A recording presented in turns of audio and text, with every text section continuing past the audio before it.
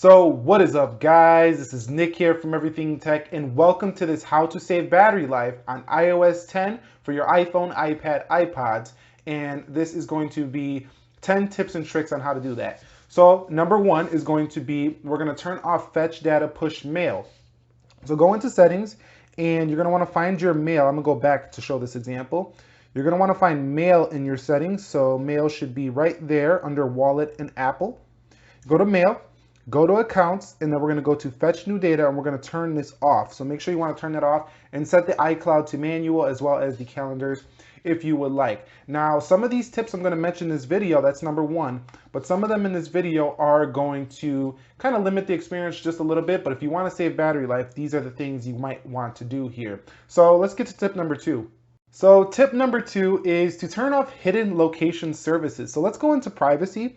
And you're going to see location services right here. Now, you don't have to turn location services off to save battery, but you want to turn off the ones that on the applications that you hardly ever use that you don't want tracking your location. So just go in there and set them to never, the ones you're never using, and only set the ones you actually need to while using. This will save you a lot of battery life. Now, if you turn off location services altogether, of course, that'll save you battery life, but that's a pretty basic one. But what a lot of people don't see is the system services down here. So we're going to take ourselves into system services, and we want to untick all of these in system services unless you use some of them. So you want to leave on Find My iPhone in case your iPhone gets lost or stolen. I wouldn't recommend you turn that off. And motion calibration and distance if you want to track your steps in Apple Health. You want to leave that on. But for the rest of them, you don't really need any of these things on here. And you could turn these three off as well. This is just sending stuff to Apple Diagnostics and things of that nature. And there's going to be plenty of people who don't even know how to do this and never watch this video or watch battery saving videos that'll leave that on. So they got plenty of product improvement going on there. For us techies, for us people who care about having the best battery life, I'm sure we want to turn those off. So go ahead and turn those off to save battery life. So that's tip number two on how to save battery life. Let's get on to tip number three. So tip number three is a pretty simple one, but close out your applications at least once per day. Now, I know it could be habitual to keep closing them out all the time, but that actually kills more battery life to continuously do this all day. So if you're opening applications and you're continuously closing them out, this actually kills more battery life. So I'd say keep that to a minimum of once per day if you would like to save more battery life. If you already have a habit of keep continuously closing them, it's going to be hard to break that habit. But if you want to save battery life, keep them open and close them like once per day, because constantly reopening an app is drawing battery usage, because when you close it, you're literally shutting down the application. It has to use a little bit more processing power to refire that application open. So that's number three on the list of how to save battery life. Let's get on to number four.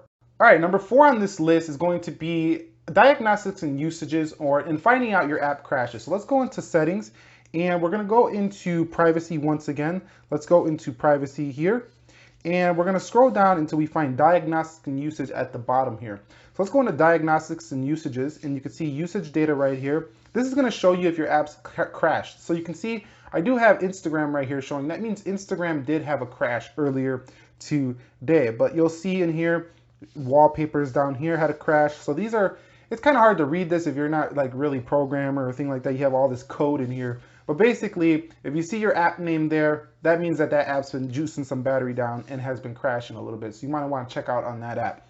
So right here, you just want to put on automatically send. If it's on automatically send, put on don't send. So yeah, that's how to fix the diagnostics and usage to don't send, and that'll save you a little bit of battery there. Let's get on to number five on this list. Now, number five might be a little bit obvious, and you might want to even skip over to the next one, but notifications. I want you guys to go ahead and turn off everything you don't use in notifications, because this is one that is really going to juice the battery life if you guys decide to leave them on. Constantly fetching in notifications all day is going to constantly juice them down. And there's going to be plenty of apps that you know you don't use on an everyday basis. I mean, let's face it, we don't have time to see notifications from all these every single day. And yeah, just go ahead and turn off everything that's not essentially important to your productivity and your workflow, or just your day-to-day life or your exercise flow, whatever you want to call your flow. All right, once again, we have one that might be quite kind of obvious to you guys, but we're going to go ahead and power the iPhone off at least once per week. So you just hold down your power button, whether it's on the side if you got a newer iPhone 6s, 7, or on the top if you have an SE or a 5S or a 5 or a 4S. And you just want to go ahead and power this guy off once per week at least, because the junk files and the cache buildup in the background actually reduces your battery life. Now I know you guys might be saying, I already power my phone up all the time, or and then you're fine on that. But for some people, I know people that leave their phones on and never power them down. So this is a tip that is really going to save some battery life, and over the long haul, you're really gonna have a better experience. So at least once per week, go ahead and power the iPhone down. Let's get on to number 7. So number 7 is one that's quite popular if you do a Google search, but basically if you go into settings, we're gonna turn off background app refresh. So we're gonna go into general. Let's go into general here. We're gonna go down background app refresh, and we wanna turn this off. This is a really big battery eater right here.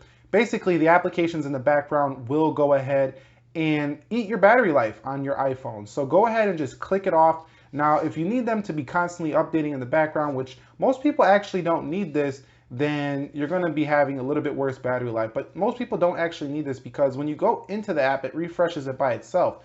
So if you want it to be working in the background, even though you're not using the app and juicing your battery down, go ahead and leave it on. But I would recommend turning off background app refresh. Let's get on to number 8. So number 8 on this list is going to be visual animations and such. So basically the parallax effect on the lock screen. So you can see if you look closely on an angle, those applications have a parallax effect. They are moving with the screen, and you see that fly-in animation that we get right there.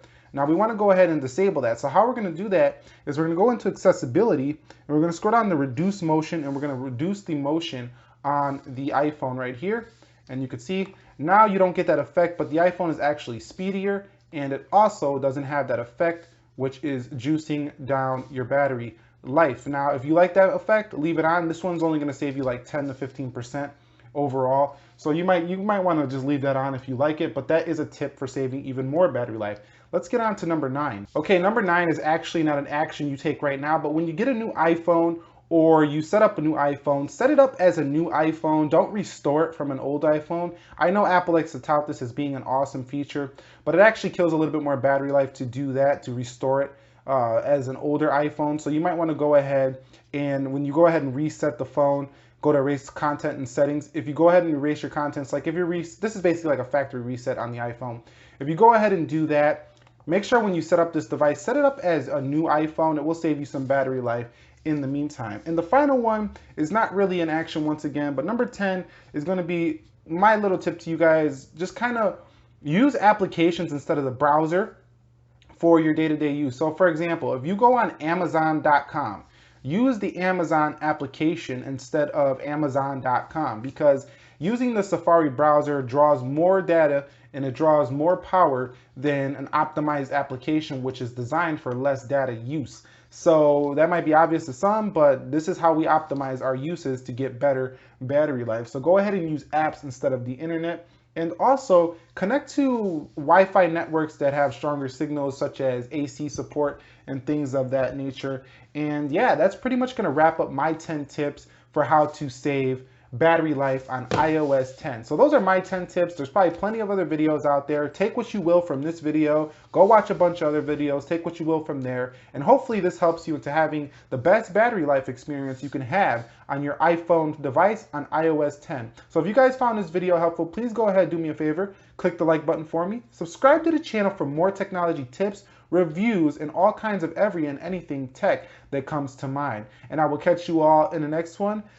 Go save some battery life now. Be sure to be well, and peace. By the way, guys, this video was shot in 60 frames per second, so if you're still watching it to this point, let me know if you notice a little bit difference in the smoothness. Shot on the G4, LG G4, 60 frames per second. I want to see if there's actually a difference in the smoothness. And also, if you're wondering about this iPhone 6s Plus, we'll talk about this in my What's on My iPhone video coming soon, so stay tuned for that. Later.